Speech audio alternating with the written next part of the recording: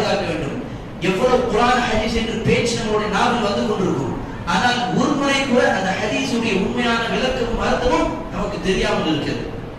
மிகப்பெரிய வாதத்துக்கெல்லாம் நாங்கள் கூப்பிடுவோம், மிகப்பெரிய பேச்செல்லாம் பேசிக்கொண்டு பயானெல்லாம் பண்ணுவோம்.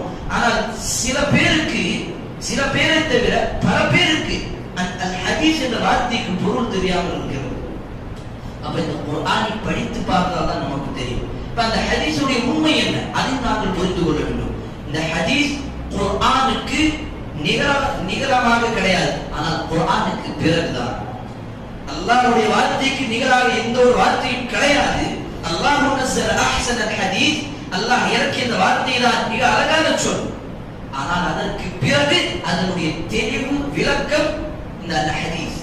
ஹதீஸ் என்று சொன்னால் அல்லாஹ்வுடைய தூதர் ஒரு காரியத்தை புரிந்து மக்களுக்கு சொல்லிக் கொடுத்திருப்பார்கள், அதை தன்னுடைய வாழ்க்கையில் கடைபிடித்திருப்பார்கள். இதுதான் அல் ஹதீஸ். பாருங்கள், அல்லாஹ்வுடைய தூதர் ஸல்லல்லாஹு அலைஹி வஸல்லம் தன்னுடைய சஹாபாக்களுக்கு ஹதீஸ்களை பற்றி நிறைய விஷயங்களை கற்றுக் கொடுத்திருக்கிறார்கள். இதை யாராலும் மறுக்க முடியாது. குர்ஆன் என்று போதும் என்று சொல்லக்கூடியவர்கள் பல விஷயங்களில் குர்ஆனுக்கு வெளியில தான் அவர்கள் ஆதாரத்தை எடுத்துக் கொண்டிருக்கிறார்கள். சிறிய உதாரணம், பெரிய உதாரணம், நிறைய உதாரணங்கள் இருக்கிறது. ஒரே ஒரு உதாரணம், அல்லாஹ் சுப்ஹானஹு வ தஆலா தொழுகையை நிலைநாட்ட சொல்லுகிறார். வஅகீமுஸ் ஸலாத், தொழுகையை நிலைநாட்டுங்கள். வர்கஉ, ருக்கு செய்யுங்கள். வஸ்ஜுது, சஜ்தா செய்யுங்கள். இவ்வளவுதான் வார்த்தை தொழுகை சம்பந்தமாக வந்திருக்கும்.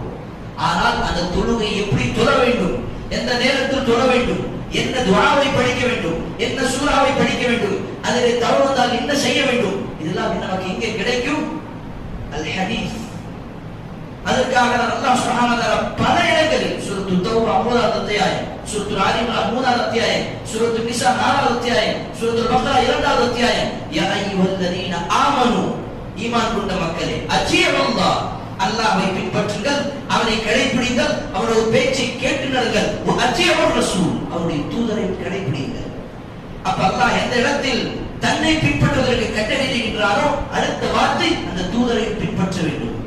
இதுதான் ஒரு முஸ்லிமுடைய அடையாளம். எந்த ஒரு முஸ்லிமும் எனக்கு குர்ஆன் போதும் என்று சொல்ல மாட்டார்.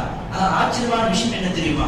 1400 வருடங்களுக்கு முன்பாக அல்லாஹ்வுடைய தூதர் ஸல்லல்லாஹு அலைஹி வஸல்லம் எச்சரிக்கையாக ஒரு ஹதீஸிலே சொன்னார்கள், சில கூட்டங்கள் வரும், மறுமை நாள் நெருங்கும் பொழுது ஒரு கூட்டம் வரும், அவர்கள் சாய்ந்து கொண்டு எங்களுக்கு குர்ஆன் போதும், ஹதீஸ் தேவையில்லை என்று சொல்வார்கள். இன்றைய காலகட்டத்தில் அது உண்மையாக நாங்கள் தன்னுடைய கண்களால் பார்த்து கொண்டிருக்கிறோம் சகோதரர்களே. அப்ப இந்த குர்ஆன் போதும் என்று சொல்லக்கூடியவர்கள் முழுமையாக குர்ஆனை விளங்காமல் இருக்கிறார்கள். ஆனால் அவர்கள் தனக்கு சொல்லக்கூடிய பெயர் என்ன?